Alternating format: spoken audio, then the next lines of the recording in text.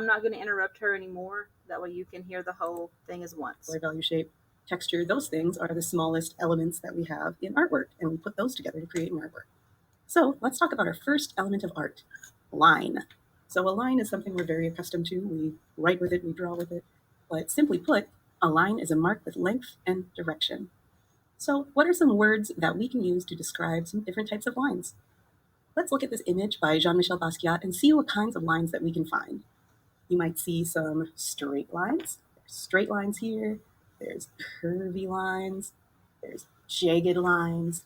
There's hatched lines. And we see multiple lines kind of in a row. There's scribbly lines. There's zigzag lines.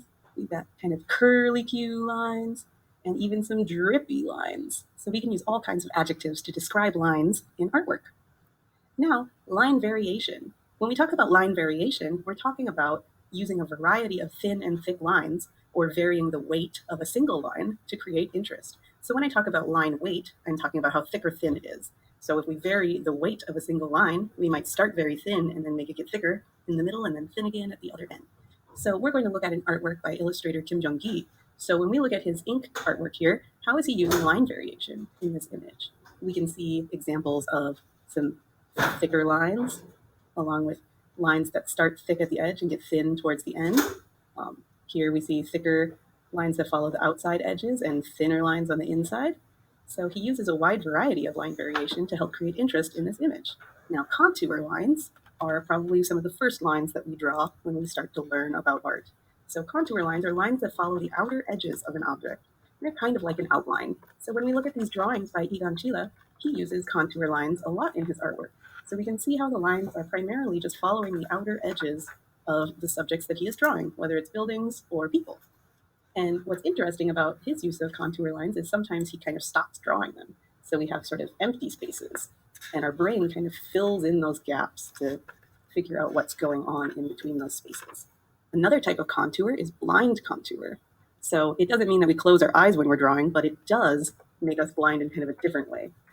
And blind contour would be drawing contour lines without looking at the paper. So when we do that, it forces us to really look at the subject that we are drawing.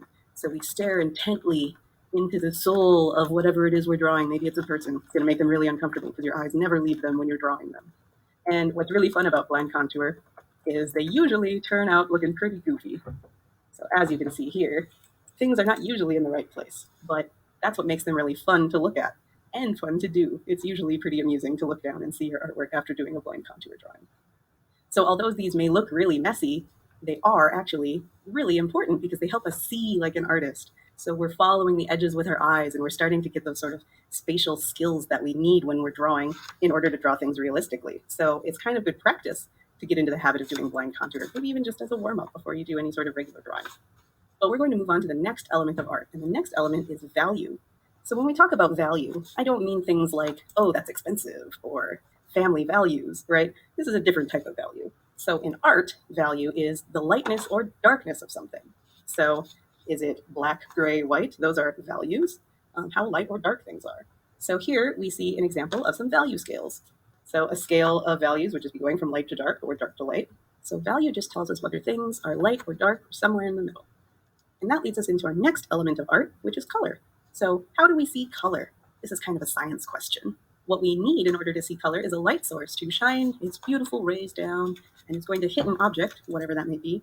And that spectrum, the light spectrum, if you remember, white light is a combination of all of the colors put together.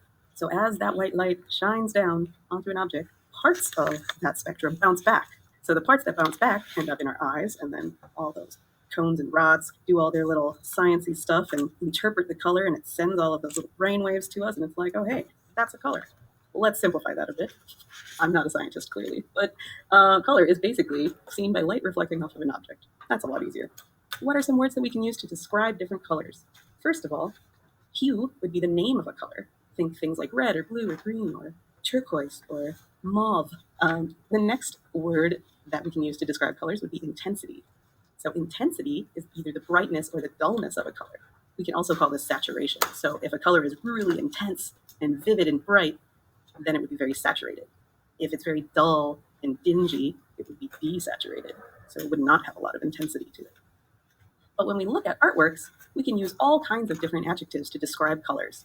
So here we have two very different artworks by Janet Skates and Hannah Woodman. So when we look at Janet Skates' art, what words could we use to describe these colors without naming the hues? We could say they're very bright, they're intense, they're vivid, they're saturated. Perhaps we could say they're playful or happy colors. If we look at Hannah Woodman's painting, we might consider her colors maybe muted or neutral or desaturated. Maybe they're darker. Some areas are bright. You could say some of the colors are dull. So there are lots of different adjectives that we can use to describe colors. Now let's talk about another element of art, and that is space. So when we talk about space, we're not talking about outer space. We are talking about the space inside of an artwork. So space in art would be the area around, above, or inside an object. Now there are two types of space. There's space that involves depth, so how far things go back or forward in space. And then there's also space that involves the shape of areas in an artwork. So the first kind we're going to talk about involves depth. So with shallow space, there's not much depth in the artwork. So if we think like a puddle is kind of shallow, meaning you don't go down very far in it, right? So there's not a lot of depth to it. In an artwork, when we have shallow space, objects are close together without much room to move around. So here are a couple artists with artworks that involve shallow space: Andy Goldsworthy and Utagawa Kanishida. So very different artists, for sure. But when we look at their artworks, we can see that we can't go very far into the artwork. It kind of stops. It's almost like it hits a wall. The objects, or in Kanishida's artwork, the people are very close together. It feels kind of cramped, and you can't go very far back into the picture. It feels kind of flat. When an artwork feels flatter, then it would be considered shallow space. So shallow space means that there's not a lot of depth in an artwork. What do you think deep space means? Clearly, it would be the opposite. So deep space means there's a lot of depth in the artwork. And when we look at artworks with deep space, we tend to see objects disappearing far in the distance, or it feels like there's a lot of room to move around. You can maybe frolic in the artwork. So we're going to look at two more artworks by the exact same artists, but this time they're incorporating deep space. So when we see Andy Goldsworthy's art, we see these objects going far in the distance. Same with Kanishida's. The figures have a lot of room to move around as they're having their snowball fight. And we see the landscape going even further back in the distance, so there's a lot of depth taking place in these images. Now, the second type of space that we're going to talk about is no longer about depth per se, but it's about kind of the shape of the areas of space in an artwork. So that would be positive space and negative space. So when we talk about positive space, we're talking about the areas of focus, and those are the important parts of an artwork. So generally the things that the artist wants you to look at first, that would be the positive space. Whereas negative space would be the space around the areas of focus, and that's usually the background of an artwork. So we're going to see a fun example of positive and negative space in graphic design. So you may have seen the FedEx logo before. Some of you may already know what I'm about to say, but when we look at the logo, so the letters themselves would be the positive space. So they're the areas of focus. However, the person who designed this logo did something clever with the negative space. So the way they arranged the letters and kind of put them together to create this logo ended up creating an arrow between the E and the X, as you can see right there. Once you see it, you can't really unsee it, right? So what's clever about that is, arrows tend to imply motion, and FedEx is a shipping company. So when you look at this logo, your brain sees that arrow, whether you know it or not, and it might subconsciously think to itself, oh, they must ship things really fast. I don't know why I think that, but clearly I think that for some reason. And it's because your brain notices that space, that arrow there, and thinks about motion. So you're like, oh. So basically, graphic designers are messing with your brain, and that's pretty wild. All right, we're going to look at an artwork by M.C. Escher, too, to talk about positive and negative space. So Escher was really a master of playing with positive and negative space in what he calls his tessellations. So as we go across the image, whether from right to left or left to right, what originally is the negative space slowly transforms into the positive space of the image. And he does this in a lot of his different artworks, and just to kind of mess with your brain. So he liked to create a lot of different illusions in his artwork.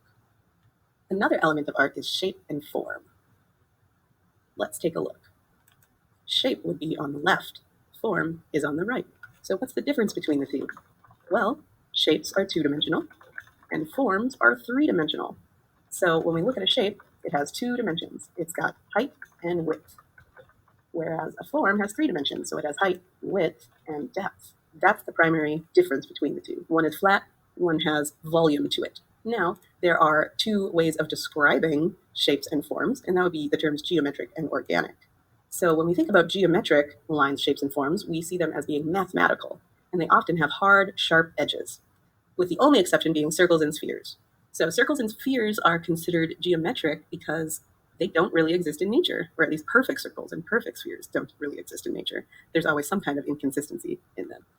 So that's why we consider them a geometric shape or form. So when we think about geometric shapes and forms, we think of math. So squares and rectangles and circles and ovals and triangles and stars.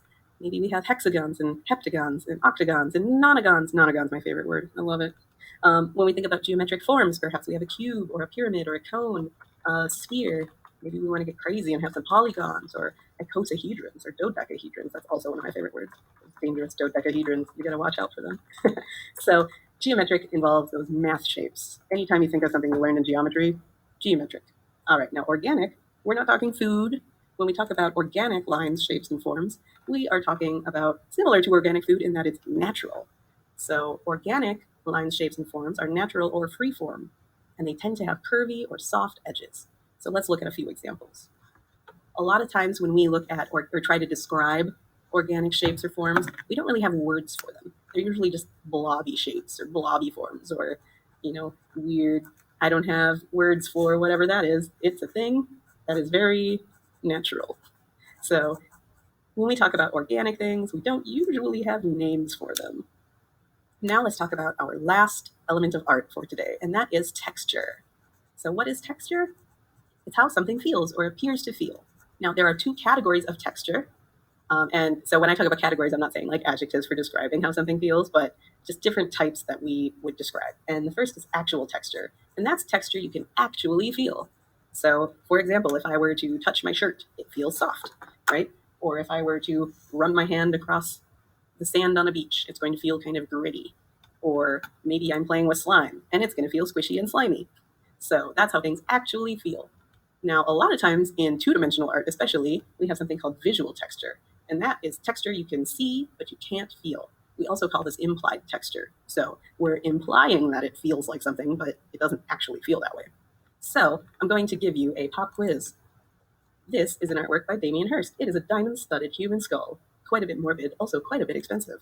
Now, is this skull visual or actual texture? It's actually a trick question. It's visual texture because we can see the sharp, bumpy, and hard texture of those diamonds. But if we tried to touch it, we'd actually just feel the smoothness of the screen in front of us. Oh, I got you. But if you were actually in the gallery where it is displayed, you could actually feel it, but you'd probably get escorted out in handcuffs if you did. So, moral of the story, it's visual texture. You can see it, but you can't feel it. So that's all I have.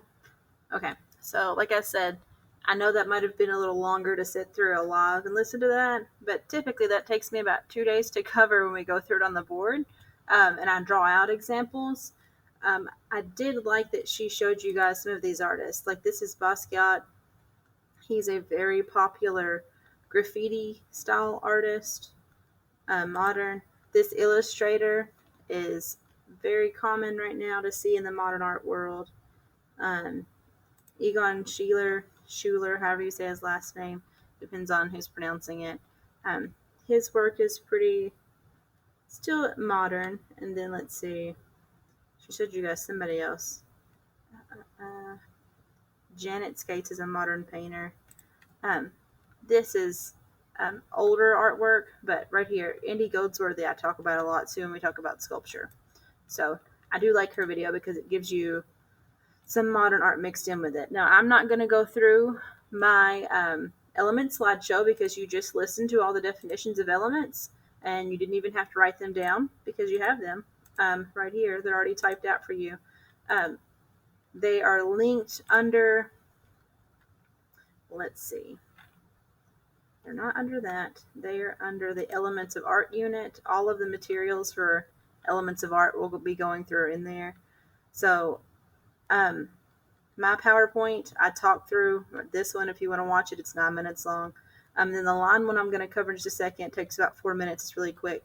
And then that same video I just showed you guys. All of this stuff is posted up there. But here's your definitions for all of your elements and my examples. But we have now covered the elements of art. We're going to go through and break them down in the upcoming weeks and do a project for for all of these. So we'll start with line and do a couple different projects because there are several components to line. And then shape, form, we'll get through these other ones as well. That's sort of the main part of what we teach in the first level of art, because you need to have some sense of mastery of all of these things to create more successful artwork. But moving on, I will say that she only covered 6 of them because she combined shape and form. I leave them separate. It's just kind of a preference thing from art teachers. So you might see sometimes that there's 6, but I call it that there's 7. All right, so my really quick presentation on lines. She covered most of these things, but I want to reiterate because we're working on lines first. So the definition is just that it is, if you take a dot and drag it across the paper, you've made a line. No matter if it's a marker, a paintbrush, a smudge of mud or mascara, like you can make a line with almost anything and in any fashion you want to. It's the most basic element, but at the same time, it's the most important because lines give you shapes, lines are in forms, lines are in patterns, lines are in texture. It's in and part of all the other parts of art. Now, she talked about line weight. The main thing is when you're doing something, you're thinking of whether you want it to be thin or thick, you have to think of what it is you're drawing. So if you're drawing an eyelash, you're probably not going to want this giant chisel tip Sharpie style mark. You're going to want these little wispy, like lead pencil marks. Now, if you're drawing and ink pens, there's a few different ways you can draw with lines. You can either do one nice smooth line, and that's called a contour line, where you keep it just the outline of something nice and clean. Or maybe you want to show texture and value, so you have more of a rough sketchy drawing to where you have shaded in with quick sketchy lines. The project you're getting ready to work on this week, or maybe some of you guys have started, I haven't really checked to see if anybody's turned them in or not yet. You might get into some value issues because the closer together you make your line marks, whether they're straight lines or curvy lines or you're doing hatching of some sort, the closer together you make those marks, the darker it's going to appear. And then this little statement over here about the closer you are to something, the darker, more solid, and thicker it's going to appear, whereas something that's further away from you is going to be blurrier, lighter, and sometimes more sketchy, like harder to see exactly all the details. The last little part I want to talk about for lines before we go into the actual project is the idea of actual versus implied line. She mentioned this really quick, actual versus implied texture, where she did the little skull, whether it was real texture or if it was just implied. But this is the only actual line right here, is this S shape. Now this one, your brain is tricked into following this dotted pattern and tracing that line in your head. Any of you guys who went to kindergarten in the style that I did, like they probably give you some sort of dotted lines and you have to trace back over those to finish the shapes or to finish your letters, so that your brain wants to connect these dots and make a line.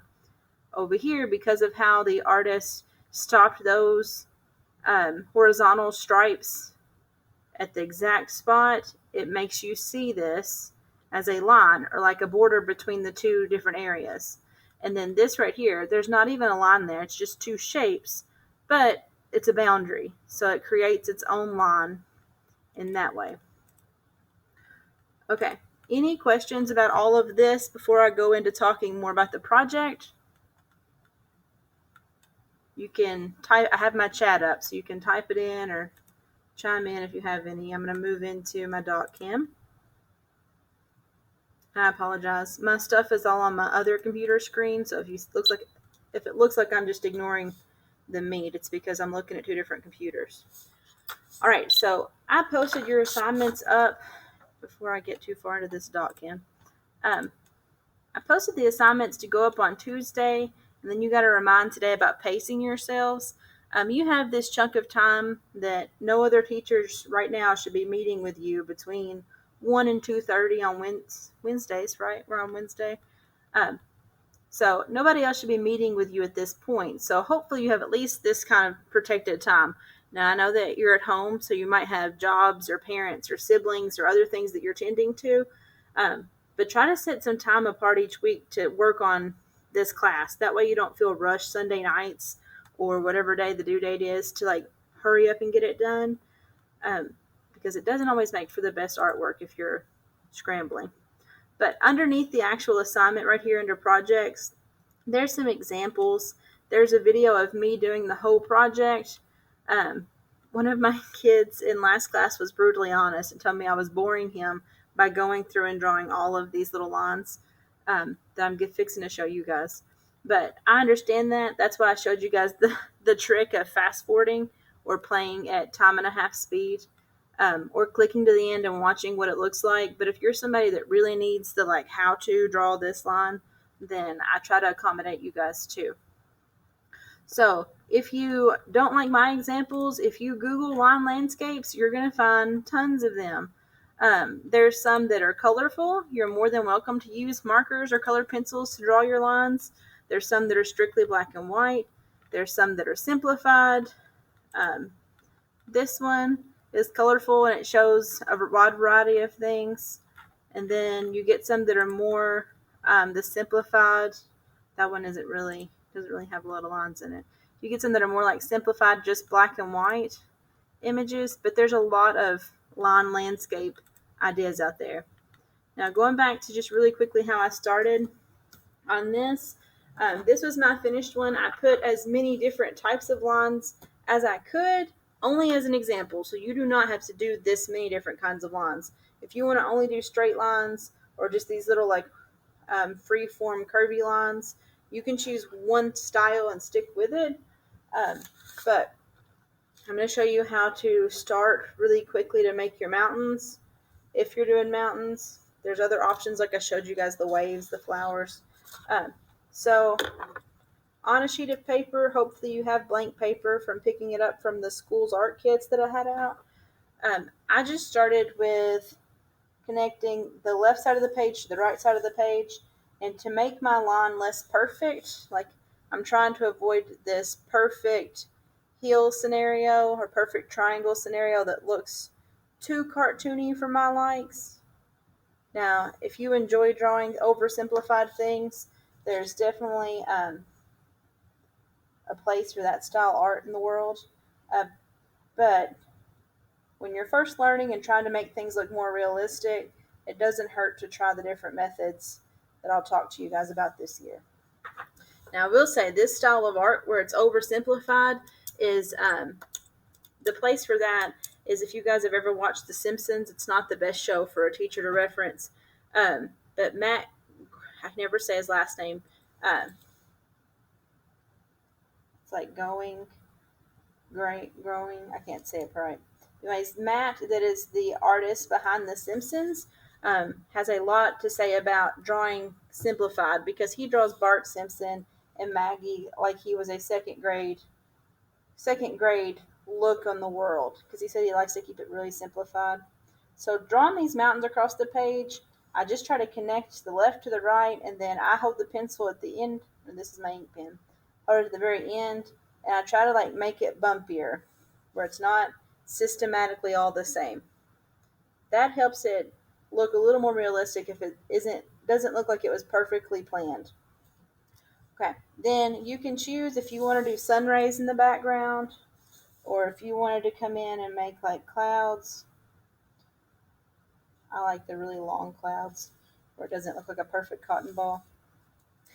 Then I broke my mountains into a left side and a right side because in the school of Bob Ross, basically you have this idea of like a dark side and a light side to objects you see outside, like trees or mountains.